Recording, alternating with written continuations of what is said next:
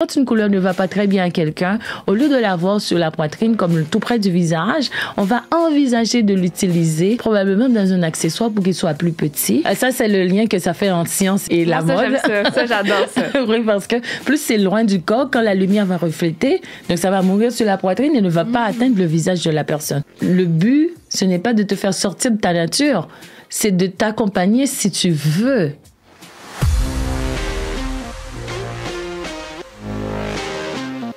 Ambitionnelle, femme qui n'a pas peur de s'affirmer, prendre sa place et donner le meilleur d'elle-même afin d'avoir ce qu'elle veut.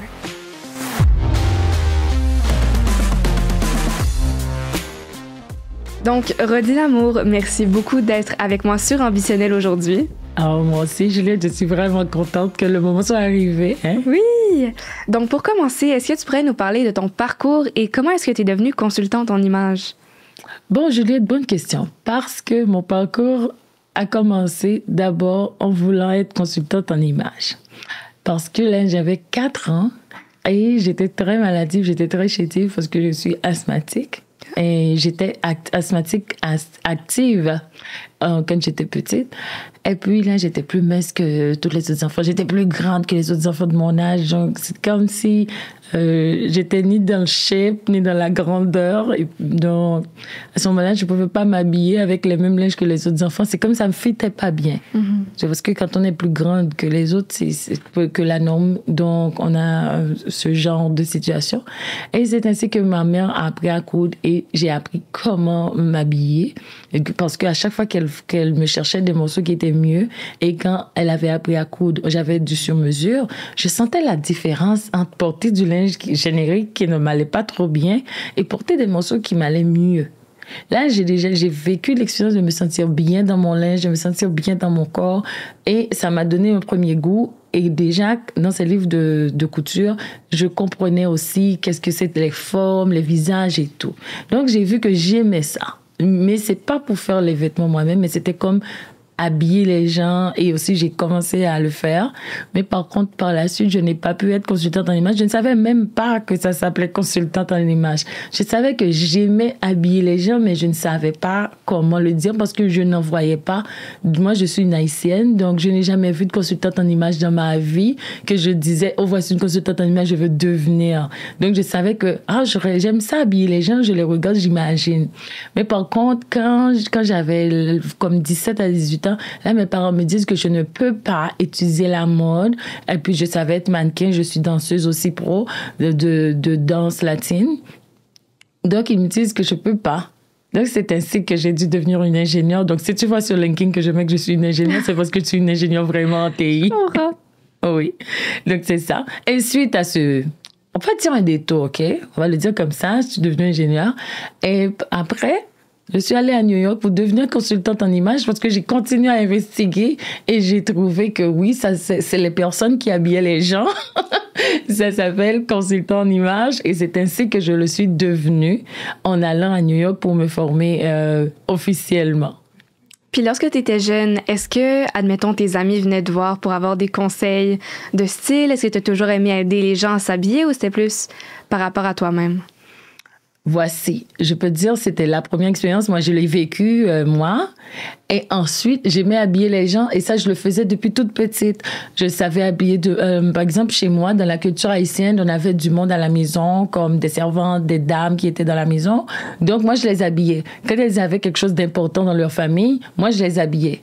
Alors, j'allais les changer, les coiffer et puis leur faire porter des accessoires, des bijoux parce que je voulais que les gens soient bien et chics. J'aime ça. Moi, j'aime voir les gens bien, belles. J'ai pas qu'on soit comme tristes, que se sentent pas bien. Moi, j'aime ça, que les gens soient rayonnantes bien. Je suis comme ça depuis toute petite. Donc, moi, je l'ai changé, je faisais ça.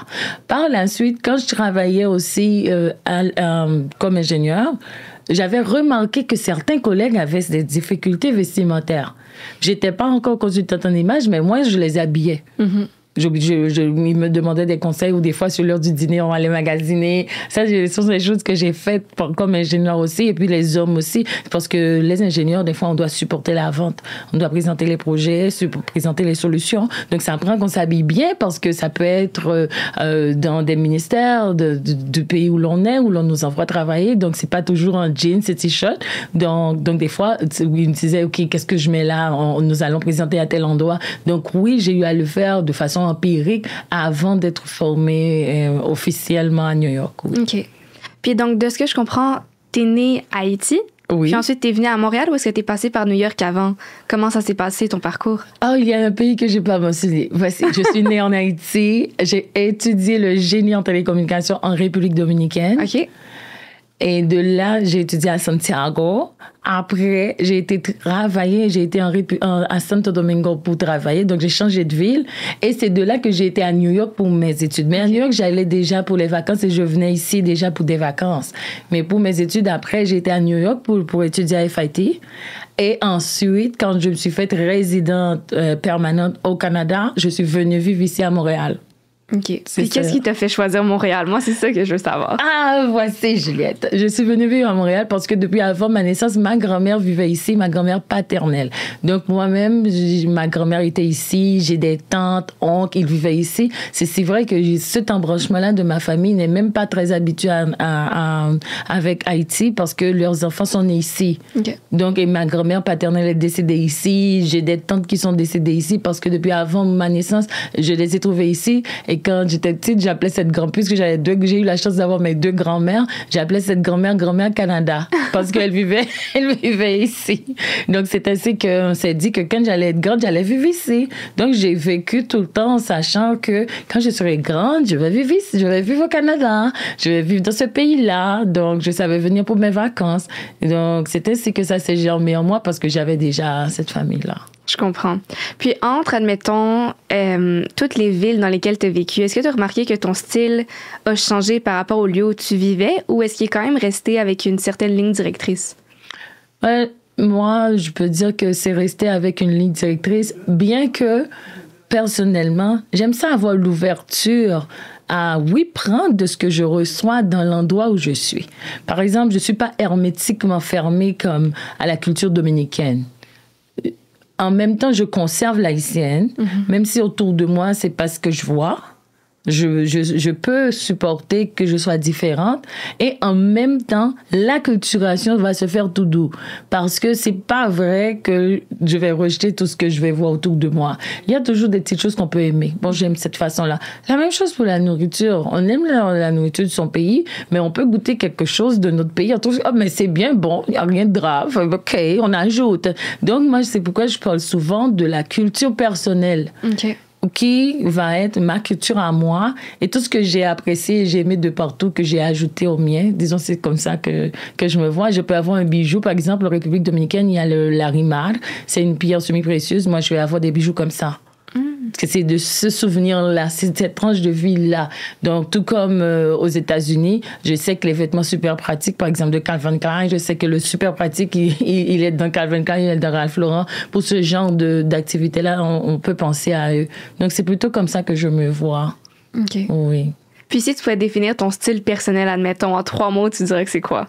Oh, mon style personnel, ouais. C'est simple et sophistiqué, OK? Simple, sophistiqué, chic. Ça, c'est ainsi que je me vois. Donc, je peux porter quelque chose de très simple un jour, mais un jour, tu peux me voir super flamboyante aussi. Je me permets de l'être.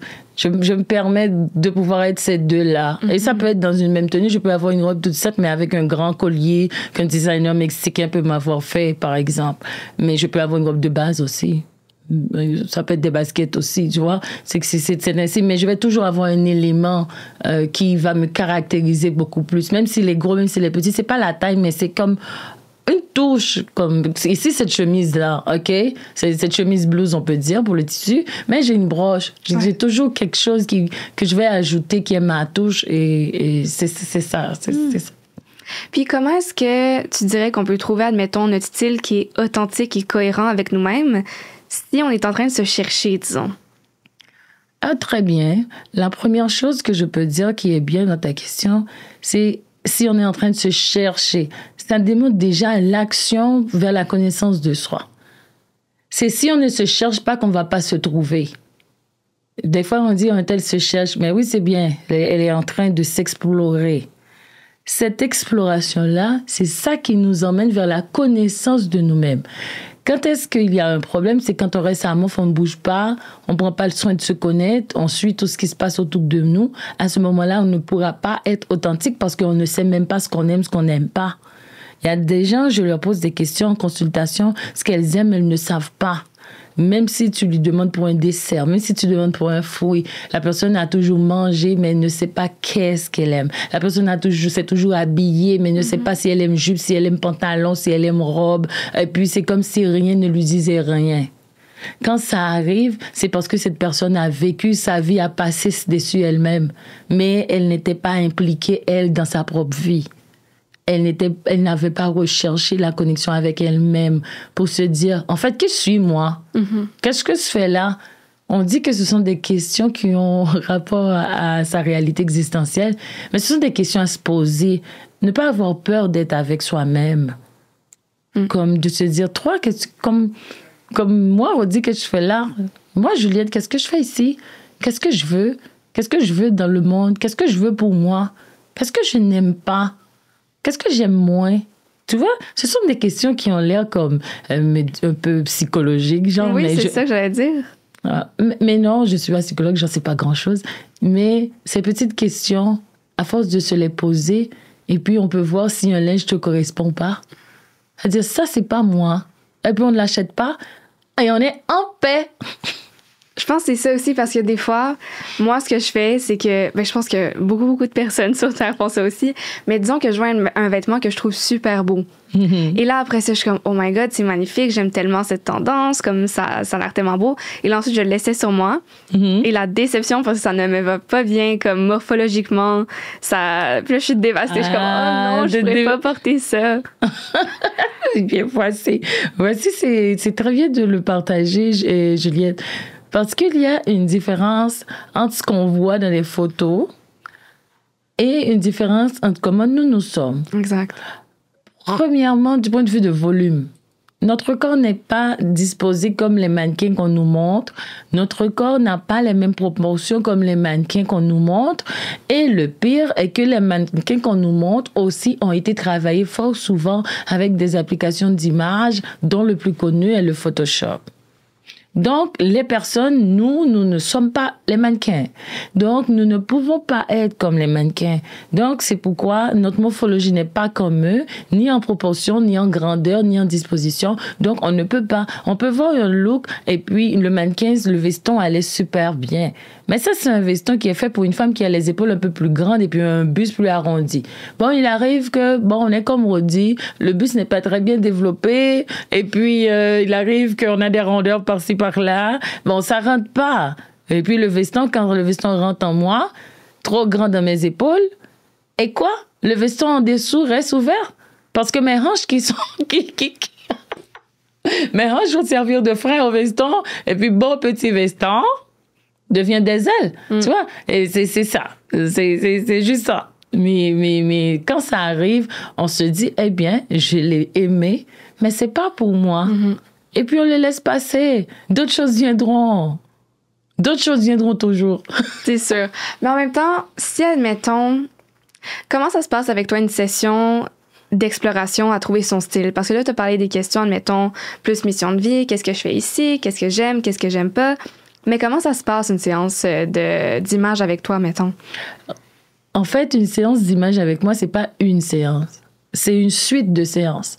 Parce que, normalement, quand on veut faire un changement durable dans sa vie, on ne saurait le faire tout d'un coup. Parce que la personne va inviter une étrangère, moi-même, dans sa vie, dans sa réalité, dans son quotidien. Donc, faut-il bien qu'on s'habitue.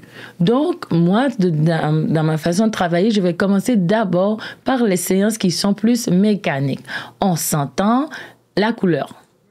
Là, on travaille la couleur. C'est la couleur des cheveux, la couleur des yeux, la couleur de la peau. Tu vois, on va voir les dents. Tu vois, comme c'est juste, c'est un petit peu, on va tout doux. Là, la personne me connaît mieux et je la connais mieux. Ensuite, on va parler de morphologie. Là, elle va sûrement pouvoir me dire, je suis pas trop confortable avec les bras ou bien peut-être moins confortable avec le ventre ou bien telle chose. Et puis là, la confiance continue à augmenter. C'est après cela qu'on va travailler le style. Parce que le style, c'est ce qu'on ne travaille pas tout de suite avec quelqu'un. Parce qu'on serait trop envahissante, on serait comme too much, genre, ce serait trop que quelqu'un dise, ah, tu sais, j'ai eu des échecs de tel genre, mais j'ai fait du succès dans tel domaine. Donc, on ne peut pas dire ça à quelqu'un qu'on ne connaît, qu'on vient de connaître. Parce que c'est profond, c'est important, c'est sensible.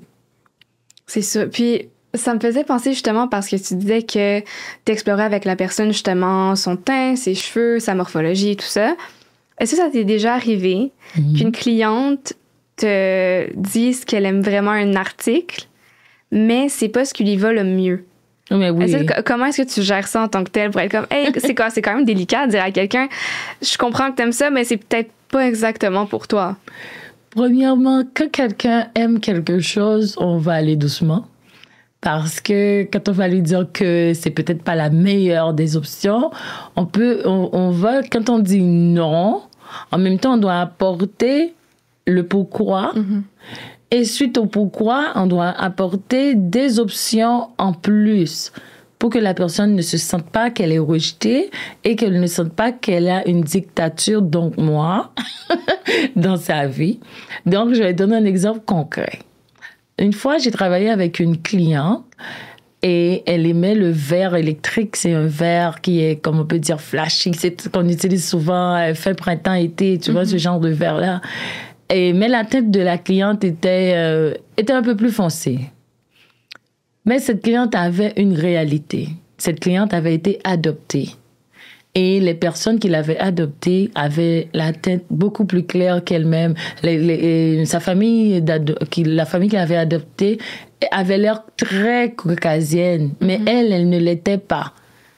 Quand ceci arrive avec un enfant qui devient un adulte, parce que ma cliente, c'est une VP d'une banque, en fait, la réalité de la petite fille, c'est cette réalité-là que moi, je vais trouver dans l'adulte. Peu importe le rôle, peu importe que c'est VP, pas VP, présidente, directrice de n'importe PDG, de n'importe quelle entreprise, la personne qui est en face de moi, c'est cette personne-là qui est son enfance, toute sa vie. Les couleurs qu'elle aimait, c'était les couleurs qui allaient avec sa maman adoptive. Mais c'était pas les couleurs qui allaient avec elle. Mais sa maman, c'est ce qu'elle a toujours vu. C'est le père qu'elle avait dans sa famille, c'est ainsi qu'ils étaient. Donc, à ce moment-là, les couleurs qu'elle voulait ne lui allaient pas trop bien. Donc, c'était un peu plus délicat de lui dire que c'était pas les meilleures couleurs. Mais par contre, quand une couleur ne va pas très bien à quelqu'un, au lieu de l'avoir sur la poitrine, comme tout près du visage, on va envisager de l'utiliser probablement dans un accessoire pour qu'il soit plus petit. On va l'utiliser dans le bas du corps. Par exemple, ça peut être une jupe, ça peut être un pantalon, ça peut être des chaussures, ça peut être des lignes dans des baskets, des lignes dans des leggings. Donc, ça n'a pas besoin d'être toute une robe. Donc, premièrement, on va tout doux comme ça. Ça veut dire que je ne vais pas l'enlever de sa vie. Parce que ça, c'est dur. Parce qu'on l'aime. Donc, on va le combiner. Ça peut être une petite blouse, on met un veston dessus qui va mieux. Ou bien, ça peut être la blouse, et puis on achète un foulard qui va mieux. Donc, c'est ainsi que quand quelque chose ne va pas directement très bien, moi, mon rôle, au lieu de l'éliminer, c'est trouver comment vivre avec. C'est comment on va s'y faire, comment on va s'y prendre, au lieu de dire on l'enlève. Je comprends. C'est vrai que c'est une bonne technique parce qu'en tant que telle, tu vois, moi, je savais pas que si une couleur nous va moins bien, la mettre moins près du visage et plus vers le bas du corps. Ça, j'avais jamais entendu ça, mais ça a beaucoup de sens, je trouve, parce que c'est probablement le visage. Ça va se refléter. C'est ça, exactement. Ça va se refléter. Donc, puisque ça, c'est le lien que ça fait entre science mais science et la mode. J'aime ça. Ça, j'adore ça. Oui, parce que plus c'est loin du corps, quand la lumière va refléter, donc ça va mourir sur la poitrine et ne va pas atteindre le visage de la personne. Tandis que si c'est là sur la poitrine, c'est tout près, par exemple, un col roulé, genre. Oh là, je vais faire beaucoup d'artifices pour sauver la personne. Si c'est un col roulé. Parce que c'est jusqu'en haut. Alors, je vais chercher peut-être des fleurs, un foulard, de gros colliers pour pallier l'effet. Mais lui, il est très, très haut. Et puis, c'est dans beaucoup de situations aussi, Juliette, que ça arrive. Et les gens qui font le mariage et puis qui t'invitent, ils disent « Ah, Juliette, je t'adore, tu sais, nous sommes de très bonnes amies. J'aimerais ça que tu sois une dame d'honneur pour moi. Et la couleur de notre histoire d'amour, c'est... » Oh my God. C'est le orange. Moi, si quelqu'un me dit blanc en tant que tel, quand les gens. La mariée est en blanc. Oui. Mais naturellement, les autres couleur, personnes invitées au mariage ne peuvent pas mettre de blanc selon comme le thème. Là. Mais moi, admettons, je sais que personnellement, si quelqu'un me demande de porter du orange, oui. Souvent, ma réaction va être non. Non. Parce que j'ai déjà. Moi, mon truc, c'est que j'ai des cheveux qui sont roux. Oui, c'est ça. Et ils sont oranges. Et c'est pour ça qu'en général, moi, j'ai tendance à rester plus loin des couleurs. Parce que j'ai l'impression que vu que j'ai déjà de la couleur ici, je vais plus sobre avec mon look. Tu sais, ça m'arrive des fois de mettre du vert ou du bleu. Mais c'est quand même assez rare. Comme je reste dans le... Mais Juliette, il faut en profiter. Moi, mes clientes rousses, j'en ai homme-femme. Les couleurs ont les potes. Oui. Moi, j'ai de la difficulté à trouver je vais te montrer. Là, je ne savais pas. Je vais te la montrer. Oui, j'ai une cliente, mais j'en ai plusieurs. J'ai homme aussi. Mais je vais t'envoyer une de mes clientes qui est rousse. Et puis, elle porte de la couleur. Et moi, j'ai travaillé sa couleur. Oui. Et c'est très chic parce que tu vas combiner tes cheveux avec ce que tu portes. Est-ce que tu lui as fait porter du orange? Ça, c'est elle-même. Ma question. Mais elle aime. OK. Mais par contre, quand une cliente n'aime pas une couleur, je ne vais pas la faire porter ce qu'elle n'aime pas. Ah, ça c'est... Même. Non, je ne vais pas faire porter. Par toutefois, je vais dire si ça te va bien. Mais je ne vais pas te faire porter. Parce que le but, ce n'est pas de te faire sortir de ta nature. C'est de t'accompagner si tu veux. Mais tant qu'il y a une résistance, je ne vais pas forcer la personne. Tu sais ce que ça veut dire porter une couleur que tu ne veux pas et puis tu ne parles pas bien. Tu penses pas bien. Tu prends pas de bonnes décisions. Puis qu'est-ce que tu portes aussi influence d'une certaine manière comment tu vas je ne force pas. Show up dans la vie en même temps. Je ne vais pas forcer. Ça, c'est quelque chose que... Et puis, autre chose, si quelqu'un n'a pas porté une couleur dans sa vie, est-ce que tu penses que ça pourrait changer grand-chose? Je pense que non. Non, probablement. Probablement non. Donc, pourquoi? Et puis aussi, des fois, une cliente peut dire « Non, Rodi, je veux pas. » J'ai eu ce cas-là. Okay. Elle m'a dit qu'elle ne veut pas porter de brun. Que non, c'est un no way, c'est un no, Jamais. et que c'est un non. OK. Moi, j'étais tellement surprise qu'elle m'avait dit que non, ne me dis pas que le brun me va parce que moi, je ne veux pas en savoir. Non. Et là, je dis, écoute, y a-t-il une histoire attachée au brun? Et elle m'a expliqué que avant que sa grand-mère décède, sa grand-mère lui avait donné une bague de grande valeur. Et elle avait la bague.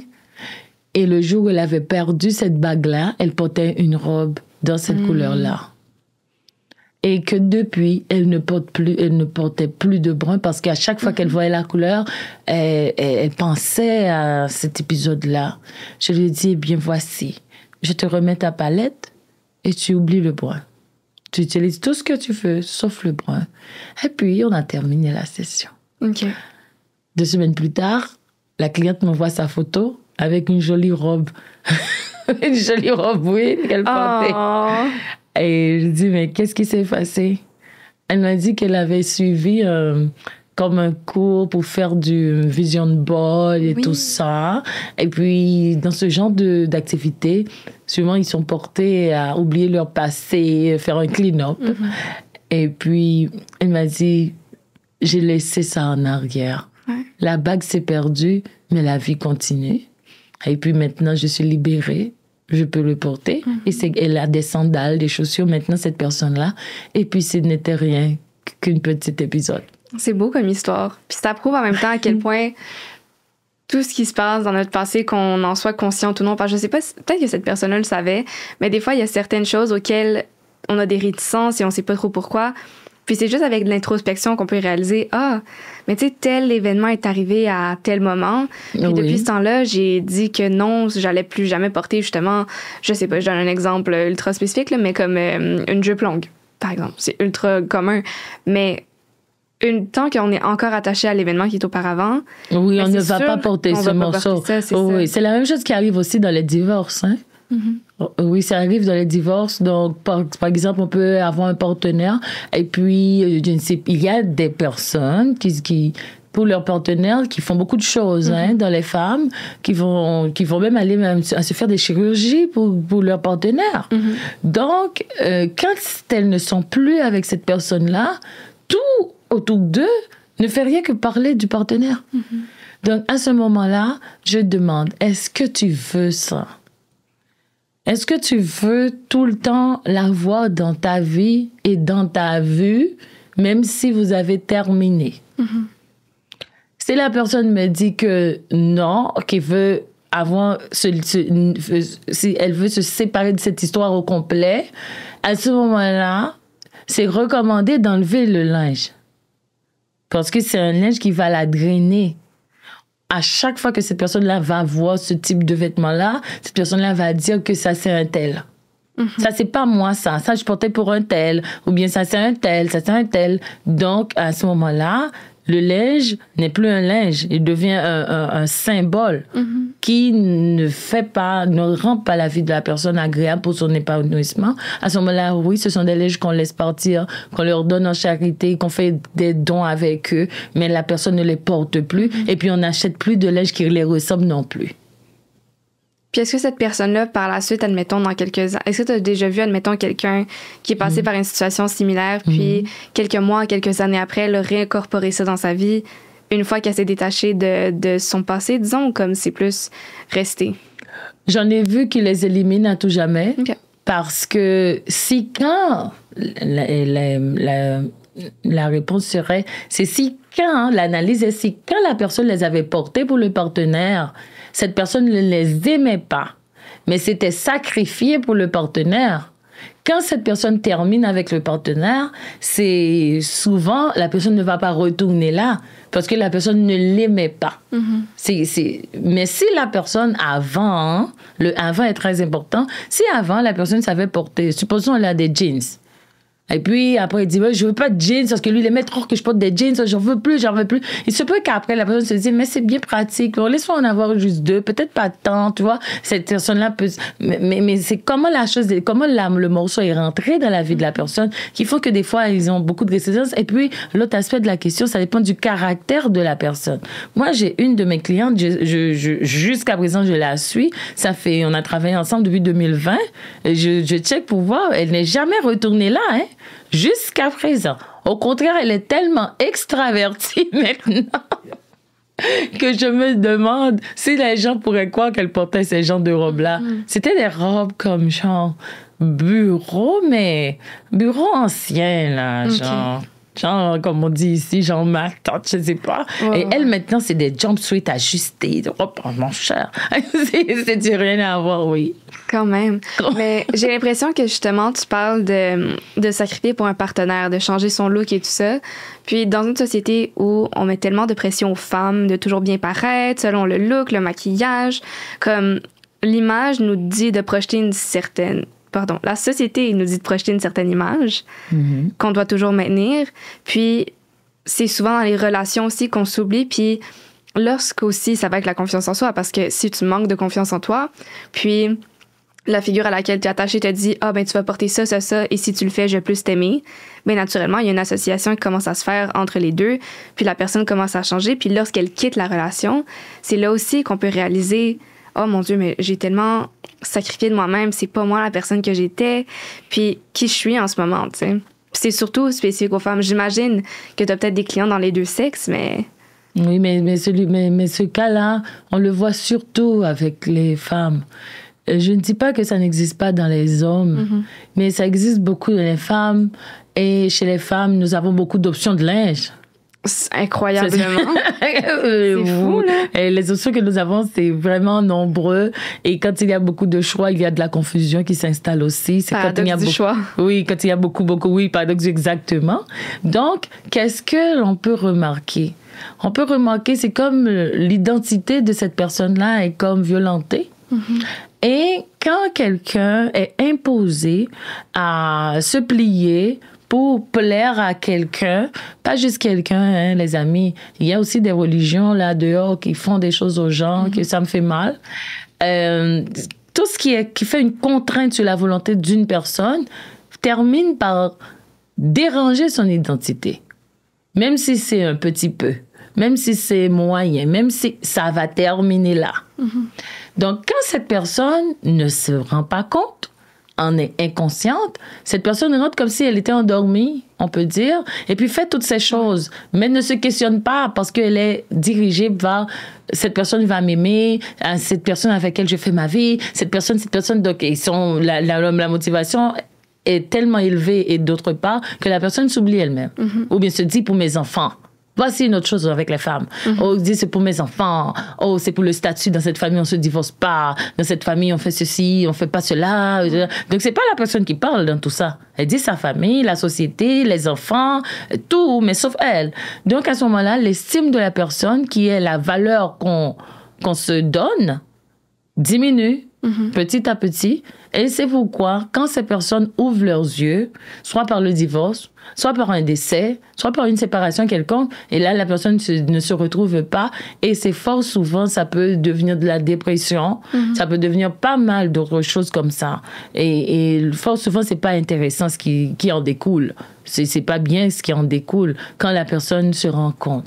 Donc, moi-même, je vais être là pour leur proposer de se revaloriser. Et si, Juliette, la situation dépasse mes compétences, je vais recommander que la personne se voit avec un psychologue ou avec un psychiatre, comme ça a été le cas des fois. Oui. Mais c'est ça, c'est là qu'on réalise aussi à quel point le style personnel et la confiance en soi, c'est intimement lié. Puis, j'avais entendu justement quelque part, mais tu sais, il y a juste une différence entre... Lorsque je me prépare le matin, tu sais, des fois, ça me tente aucunement de me préparer, mais dès que, mettons, tu sais, je mets un petit peu de mascara, je fais mes cheveux, après ça, je mets un outfit que j'aime, la confiance en moi est juste tellement plus là.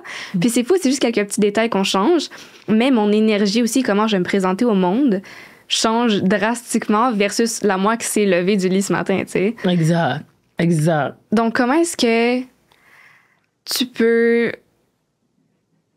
expliquer aux gens cet effet de confiance en soi lié avec la mode et la manière dont on se perçoit, mettons. Oui, là, c'est un autre thème. Définitivement, Juliette, tu es en train de regarder mon programme en ligne. Hein? Tu es en train de regarder. Pour la confiance en soi, c'est de nous dire, OK, je veux m'asseoir, je suis capable de m'asseoir et je vais m'asseoir. Ça, c'est cette capacité-là. C'est ça la confiance en nous-mêmes. Par contre, notre volonté, ça, c'est aussi une relation avec la confiance en nous et nous pouvons avoir des éléments qui vont le booster. Moi, c'est ça que j'appelle l'effet du linge. Et le linge en soi n'est rien, OK? On s'entend? Je sais que tu es dans la mode aussi, mais le linge, c'est rien. C'est quand on lui dit qu'est-ce que ça fait. Pour nous, c'est comme on lui dit, voici ce que tu représentes pour moi. C'est la même chose pour les cheveux, les bijoux qu'on porte. On peut se dire, OK, quand je mets mon rouge à lèvres, rouge là, quand je mets ce rouge à lèvres, moi, quand tu vois que je porte ce rouge à lèvres que j'ai là maintenant, ça veut dire que je fais plusieurs affaires. Donc, parce que lui, il est long lasting. Exact, important. Important. Ça veut dire que je vais faire plusieurs affaires. Donc, je termine mon podcast, je m'en vais faire des courses ici, je fais telle chose depuis, probablement, je fais une vidéo, là, je suis ready. Donc, dès que j'ai ce rouge à lèvres là, même si je suis chez moi à faire des réunions, je sais que je suis là pour plusieurs réunions. Et je ne veux pas me refaire, j'ai pas de temps. Donc, j'ai ça, OK? Donc, ça me met dans ma tête, je suis là pour telle chose. Et ça enlève les idées qu'on avait tantôt de rester au lit. Parce que là, on est boosté. Ouais. Et autre chose aussi, même les sous-vêtements le font. En nous-mêmes. C'est vrai. Mais oui, si on va dormir, il y en a qu'on va porter pour dormir. Mais si on va sortir, il y en a qu'on va porter pour sortir. Et tout de suite, on est comme boosté. C'est comme c'est ça de se chercher sa propre motivation en soi-même. En soi-même, moi, mon petit pot de make-up là, qui a tous mes pinceaux, il a un petit lâcher qui dit OK, love yourself. Je lis ça tous les matins quand je me maquille. C'est ça que j'ai choisi d'acheter. Ça m'a même pas coûté beaucoup. Mais je l'ai acheté pour ce petit message.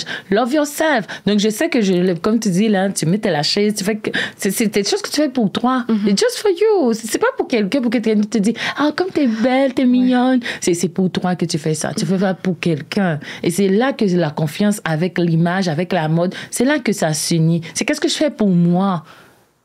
Qu'est-ce que je pense de moi?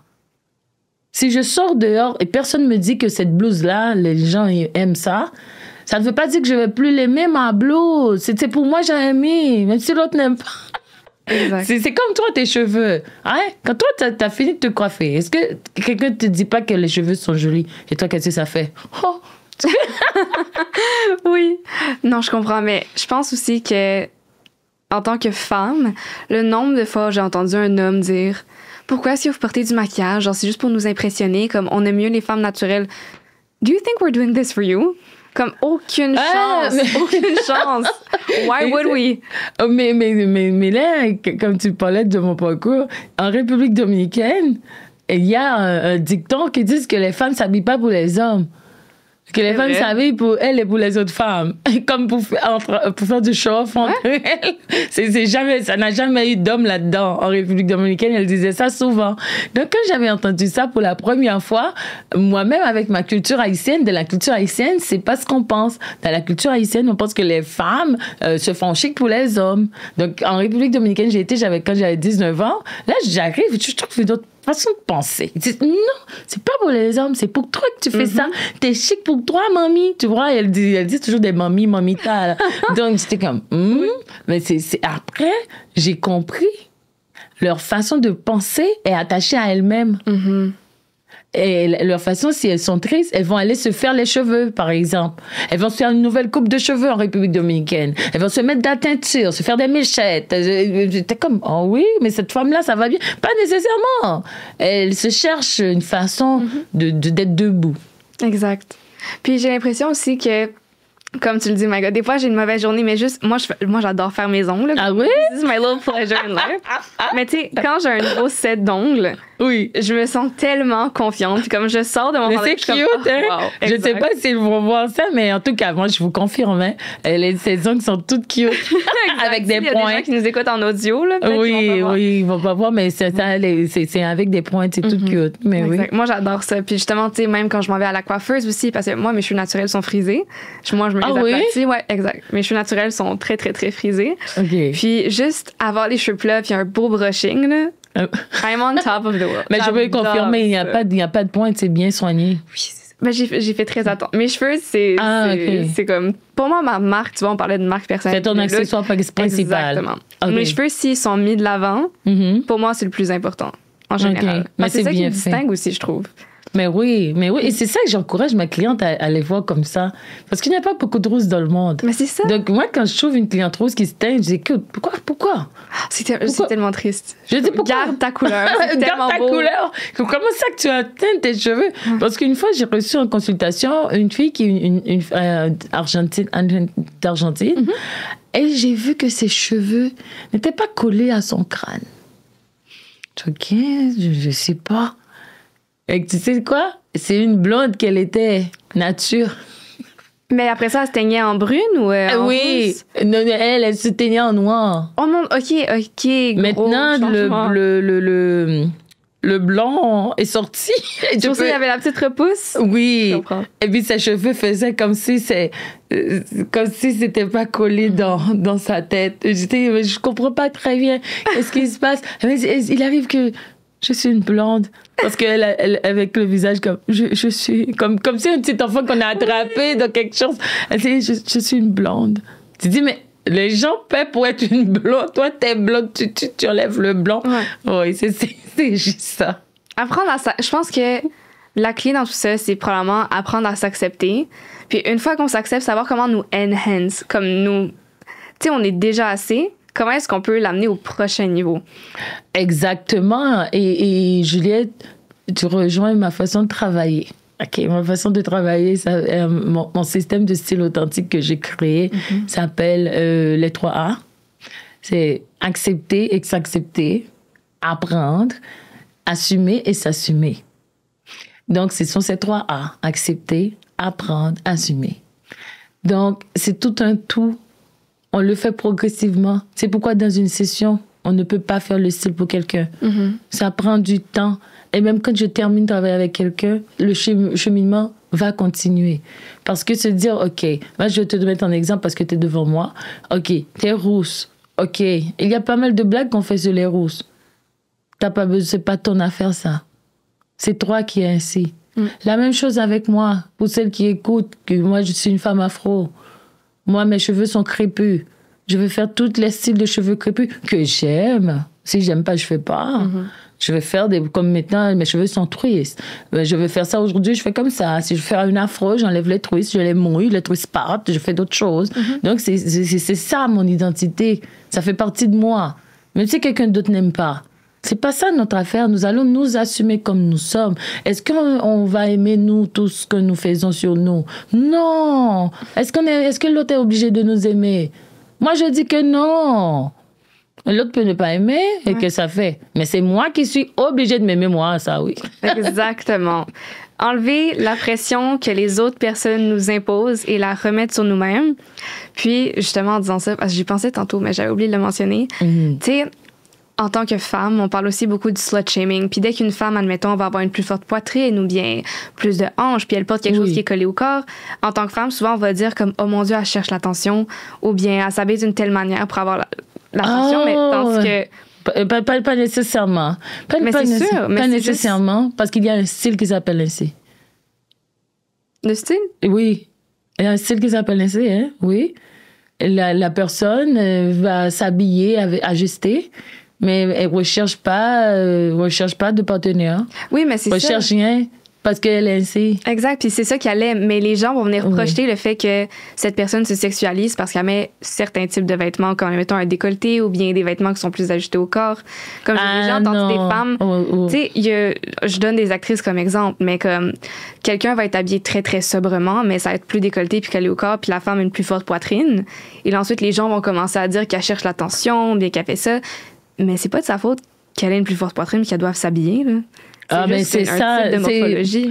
C'est aussi de se rappeler que les personnes peuvent vouloir se voir d'une façon qui n'est pas dans le collectif. Moi, je peux dire qu'en 2025, je vois qu'on est encore à penser à cela. Selon moi, on n'a pas encore avancé assez parce que on parle de liberté individuelle, on parle d'authenticité, mais quand cette liberté individuelle apparaît, quand l'authenticité est là, on n'en veut plus. Exact. Donc, c'est une personne, il y a du monde, ça s'appelle le Halloween style. Ce style-là, c'est des personnes qui aiment porter du linge pour que leur corps apparaisse. Et ceci n'a rien de sexuel, rien de sensuel, rien de provocateur. La personne ne pense pas ainsi. C'est juste qu'elle ne se voit pas avec une jupe longue. Elle va porter une jupe courte. Quand je dis courte, mes cuisses sont plus courtes que ça. C'est quelqu'un comme ça, qui va porter, même si qui va avoir un manteau ajusté, ma chère. Tu vas lui dire, mais il n'y a pas d'espace pour rentrer un col roulé. Va te dire, ça ira. Parce que cette personne, elle aime ça être ajustée. Et ceci n'est pas femme. Homme-femme, ça n'a pas de genre. C'est un style que c'est. La personne, on dit que ce sont des gens qui veulent être conscients de leur corps. Et puis, il y a des personnes qui font de leur corps leur temple, qui font attention à leur corps, qui prennent soin de leur corps. Ça n'a pas à voir avec un partenaire. Cette personne-là, que cette personne est partenaire, pas de partenaire, ça fait pareil. Ça veut dire que c'est pas pour quelqu'un. Exact. C'est pour elle-même. C'est pour elle-même. Mais ça ne passe pas partout, ce style-là. Beaucoup de gens de ce style sont très critiqués. Et puis souvent, elle aime des talons hauts, elle aime des sandales qui ont des bandes. Des fois, on leur dit, mais tu ne vas pas pour un cabaret? Mais c'est pas, elle n'a pas l'esprit de cabaret. C'est son corps qu'elle aime comme ça. C'est compliqué des fois. Je sais. Puis admettons, parce que là, on parle de style vestimentaire individuel, authentique et tout ça, mais on peut pas nier que dans un contexte professionnel, comme par exemple les banques ou bien le domaine des assurances, puis n'importe quelle grosse corporation, il y a quand même des styles vestimentaires qu'on doit, entre parenthèses, respecter. si on veut être dans la compagnie, tout ça, puis si on veut aller chercher des plus hauts postes, des fois, ça importe. Comment est-ce qu'on peut conjuguer notre style personnel tout en s'habillant pour, admettons, aller chercher un nouveau poste, la promotion, l'entrevue ou quoi que ce soit? Moi, je dis dans ce genre de cas-là, premièrement, est-ce qu'on veut de cela? Moi, c'est ça. Je vois beaucoup de gens se plaignent sur LinkedIn, oh, les clichés et tout. Mais est-ce que tu veux cela? Est-ce que cette carrière-là, est-ce que ça t'attire? Parce qu'il y a deux choses qui arrivent avec les clichés dans les carrières et tout. Les gens pensent ça. Mais c'est pas ça que nous pensons. Par contre, c'est ça que les gens comprennent. Je vais donner l'exemple du droit, peut-être que ça pourrait être plus facile. Les avocats, les gens se font une idée comment un avocat doit être. Les gens se font une idée. Ça peut être biaisé, l'idée de l'avocat, dans la tête des gens. On s'entend que ça peut être biaisé. Mais les gens, c'est ça qu'ils veulent voir pour qu'ils s'assurent que c'est un bon avocat. Ça veut dire que le cliché est dans la tête. Mais ça ne veut pas dire si une avocate s'habille d'une autre couleur, moins conventionnelle, que c'est pas une bonne avocate. Oui, ça peut toujours être une bonne avocate, mais est-ce que les gens vont le comprendre comme une bonne avocate? C'est ça le hic. C'est ça qui est triste aussi dans le fond. C'est ça qui est compliqué. Parce que notre image, c'est pour nous, mais en même temps, il y a une partie qui va te relationner avec les autres. Si on vivait seul, il n'y avait aucune relation avec des gens, on peut s'habiller comme on veut. Moi, je vous le dis, il n'y a rien à penser. Mais c'est quand il y a un lien entre toi et une clientèle, entre toi et un emploi, entre toi, c'est là que ça intervient. Qu'est-ce que je fais dans tout ça? Et c'est là qu'on va se dire, voici ce qui se comprend dans ce domaine, qu'est-ce que j'y apporte comme touche? C'est à ce moment-là qu'on va avoir, c'est comme son style personnalisé adapté à ce milieu-là. Parce que on rêve peut-être d'avoir une vie sans adaptation, mais comment les autres vont le comprendre? C'est là le twist. Par exemple, il y en a du monde qui me disent, moi, je veux avoir mes cheveux mauves. OK? Mais après qu'ils se présentent en entreprise, on ne les accepte pas. Parce que les cheveux mauves vont être perçus en créativité. Donc, quelqu'un qui est directrice de magazine, oh oui, oh, elle entend bien la business. Mais quelqu'un avec les cheveux mauves, VP d'une banque, c'est notre histoire. Peu importe ce qui se passe dans la banque, on va dire que c'est elle qui avait pris une mauvaise décision. Donc, c'est quand les clichés vont disparaître que l'on pourrait faire ce qu'on veut dans n'importe quel domaine. Mais tant que les clichés existent d'une région à l'autre, d'un pays à l'autre, ceci ne va pas disparaître parce que c'est dans l'humain. L'humain a besoin de confirmation. L'humain a besoin de s'assurer que ce que je crois, c'est ça. Même si on se trompe. Même si c'est pas vrai. Mais on a comme un petit besoin de... est-ce que je peux investir là? Hein? Est-ce que je vais mettre 15 000 $ ici et m'assurer qu'ils ne vont pas le prendre pour aller je ne sais où? C'est ça qui arrive. C'est ça le problème, on peut dire. C'est ça le problème. C'est comme chaque secteur, on s'attend à une représentation déterminée. Puis admettons, pour ceux qui nous écoutent, qui sont dans des secteurs plus carrés, si je peux dire. Donc, comme on parlait des banques, assurance, consultation, droit et tout ça, santé, exactement. Quel conseil est-ce que tu donnerais pour quelqu'un qui veut s'habiller pour ces milieux-là, mais tout de même garder la touche justement qui est authentique? Oui. Bon, ce que je propose, et puis il me semble que cet e-book va être parfait. Hein? Ça va être parfait. Les 5 clés pour obtenir la carrière que vous méritez. Donc, ce qu'il y a à faire à ce moment-là, si on accepte d'être dans ce domaine, dans cette entreprise-là qu'on veut, mais en même temps, on sent qu'on est en train de disparaître dans ce milieu qui est comme fermé ou bien serré, on va se dire, quelle est la touche que j'apporte de mon style à cet environnement-là? Est-ce que j'aime les fleurs? Est-ce qu'on peut en avoir? Mais allons, porte ta chemise avec des fleurs. Ça va t'aider. Est-ce que tu aimes tes boucles d'oreilles? Est-ce que tu aimes tes brillants? Ah bien, tu peux avoir ta chemise et puis changer les boutons. Est-ce que tu veux avoir, par exemple, une montre? Tu peux avoir une montre, mais tu peux avoir une montre rouge. Pas besoin d'être une montre noire, genre. Et ton sac peut avoir un foulard là-dedans. Si tu es une personne créative, tu peux avoir des éléments comme ça. Donc, c'est de prendre le code et puis d'ajouter tes épices là-dedans. C'est comme si c'était un popcorn et puis toi, tu aimes ton popcorn avec caramel, genre. Tu vas mettre caramel, mais c'est toujours le popcorn. C'est comme tu prends un popcorn et puis tu mets du parmesan. Mais c'est toujours le popcorn, on n'a pas changé, hein? On est toujours dans le popcorn. Oh non, moi, j'aime le popcorn sucré, le popcorn salé. Mélange les popcorn, OK? Ou bien, j'ai vu des gens manger du popcorn avec des M&M. Comme les mix, là, ouais. OK. Bon, c'est leur affaire, hein, on ne sait pas si c'est bon. OK. mais ça, c'est toujours popcorn. Mais moi, c'est ça que j'invite. C'est ça que j'invite à faire. Comme d'ajouter ta touche. Mais en fait, dans la base, ils ont une base qu'ils vont comprendre. Ouais. La base qu'on leur laisse, là, le popcorn, qu'ils vont comprendre, eux.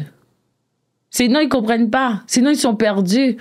Sinon, ils pensent que tu es en train de faire comme tu as violé quelque chose qu'on ne sait pas qu'on a violé. Ouais. C'est ça.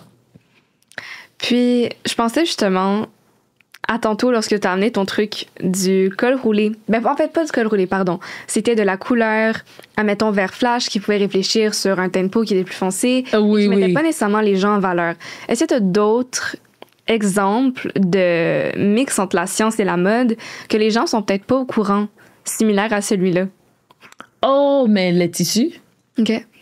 Dans les tissus, la science, les deux sont là. C'est quand nous avons le tissu, comment la chimie d'un corps est. Toutes les personnes, notre corps ne libère pas les toxines de la même manière. Donc, il y a des personnes, leur corps va produire des toxines qui sont différentes à une autre personne. Donc, à ce moment-là, le tissu qu'on va utiliser, certaines personnes doivent avoir des tissus plus naturels. La fibre du tissu. Il y a des tissus qui sont purs chimiques. OK. Par exemple, il y a des tissus qui n'ont rien à voir avec la nature. Je nomme le fameux polyester. Lui-même, c'est avec une formule qu'on l'a faite. On ne l'a pas fait avec le coton, on n'a pas fait avec du lait, on n'a pas fait avec du cisaille, il n'y a rien de ça. Hein. Le polyester, c'est une fibre synthétique. Et le nylon, c'est une autre fibre, mais je ne le tolère pas bien, moi non plus. OK. À ce moment-là, on a besoin de comprendre quelle chimie que cette personne-là, son corps, comment c'est, pour savoir quel tissu qui lui va mieux. On peut juste porter moi je peux vous dire, moi il y a des blouses, si je les porte, après, l'odeur que ça prend, la blouse, on peut croire que je ne sais pas, que j'ai été faire du sport 3 jours suivis. Mais c'est pas vrai. Ouais. C'est parce que le tissu et la chimie de mon corps, ma transpiration ne marche pas avec ce tissu-là. Intéressant. À ce moment-là, c'est pas moi le problème, c'est le tissu que j'ai mal choisi. Donc à ce moment-là, on doit chercher les tissus qui vont avec la personne. OK. Et ça peut aussi être des situations cutanées. On peut avoir des situations cutanées. J'ai des clients aussi qui ne peuvent pas porter n'importe quelle chaussette parce que le tissu et la transpiration de leurs pieds, ça ne marche pas. À ce moment-là, il faut avoir le tissu qui va avec leurs pieds. Mais ça, c'est une autre relation de mode et science dans ça aussi. Oui. C'est vraiment intéressant. C'est ça, j'avais jamais... Ben, c'est sûr que, tu sais, on peut comprendre, mais... Je sais pas si c'est similaire aux bijoux, mais je sais qu'admettons pour certaines personnes, moi, des bagues, ça me laisse comme du verre ou quoi que ce soit. C'est pas de l'or véritable. Ah oui, ça, c'est des allergies. Oui, on va avoir des situations. Ouais, c'est ça. Mais oui, il y a des personnes, ça fait vraiment des dégâts. Et moi, dans mon cas, je ne tolère pas le cuivre. Aussi, oui, c'est ça. Parce que si on me met des bijoux en cuivre, et puis après, ça commence à me piquer et à me faire des petites bouboules là, dans tout le parcours. Donc, à ce moment-là, on s'entend, on ne doit pas être tout le temps là à se gratter en public. Non, mais quand je pense que l'étiquette que je ne peux plus respecter, là, il faut enlever le bijou, ne plus le porter, c'est pourquoi je ne les porte pas. Mm-hmm. Même s'il y a de très jolies choses d'Afrique que j'adore avec le cuivre.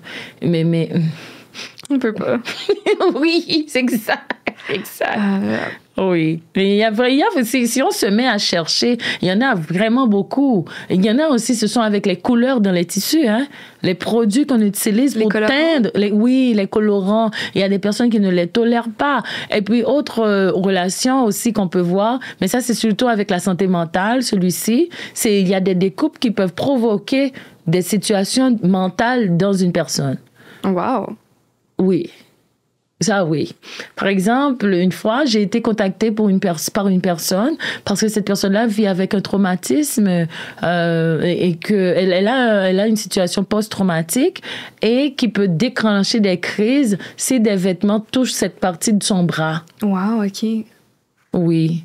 Il y a des traumatismes. Par exemple, il y a certains spectres de l'autisme qui ne supportent pas des types de vêtements et aussi l'intérieur du vêtement. Comment est-ce que c'est terminé? Est-ce que ça pique? Est-ce qu'il y a des imperfections? Est-ce qu'il y a des petites étiquettes mal placées? Donc, à ce moment-là, cette personne-là, on doit faire attention et à son vêtement du point de vue extérieur et à l'intérieur de son vêtement pour la finition. Parce que si la finition a des imperfections qui piquent la personne, ça directement va la déconcentrer et la débrancher comme de son état normal. Ouais. Donc, à ce moment-là, on voit que la mode n'est pas superficielle. À ce moment-là, pour ces gens de clientèle-là, on peut acheter un morceau plus dispendieux que la norme. Comme on peut acheter, par exemple, acheter une veste pour $100, tandis qu'on pourrait en trouver d'autres à 40, mais qui répondent à ces critères-là. Donc, ce genre de critères-là n'est pas juste pour du beau, c'est pour le bien-être de la personne. Exact. Oui. C'est ça, il y a beaucoup de personnes aussi qui pensent que la mode, c'est juste quelque chose de superflu, qui n'est pas nécessairement grave.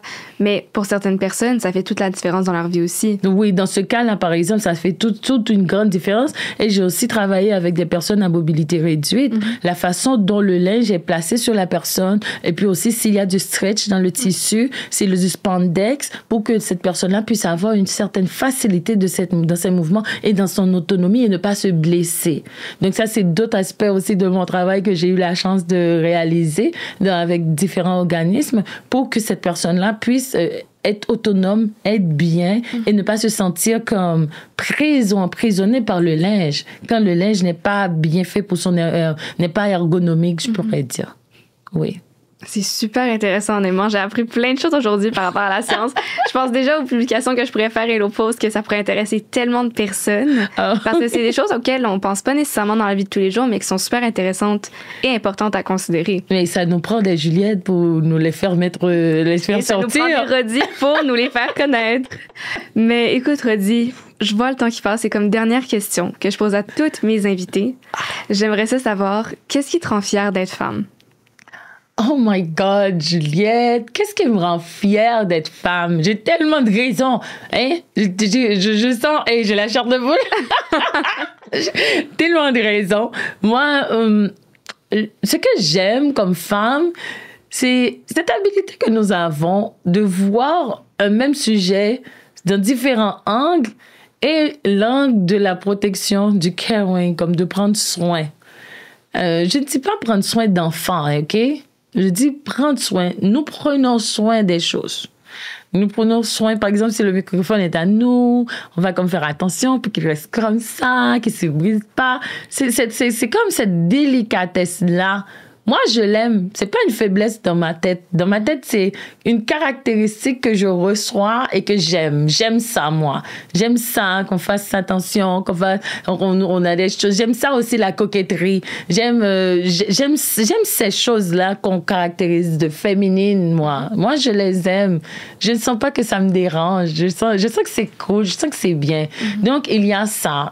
Moi, j'aime cet aspect-là de la femme et à chaque fois que nous sommes dans des projets, pour avoir travaillé avec beaucoup d'hommes comme ingénieurs, à chaque fois que nous sommes dans un projet, on va venir avec une angle différente, on va venir avec une approche que peut-être les autres, ils n'avaient pas. Moi, je pense que c'est ça. Moi, j'aime ça, moi. Ben, c'est vrai que c'est sûr qu'il y a certaines caractéristiques qu'on décide qui sont plus féminines, masculines. Naturellement, les gens peuvent avoir les deux. Mais je suis entièrement d'accord avec toi, comme juste me préparer le matin, tu sais, mettre mon make-up, faire mes cheveux. Regarde là, tu vois. Ça, tu sais, it lights me up.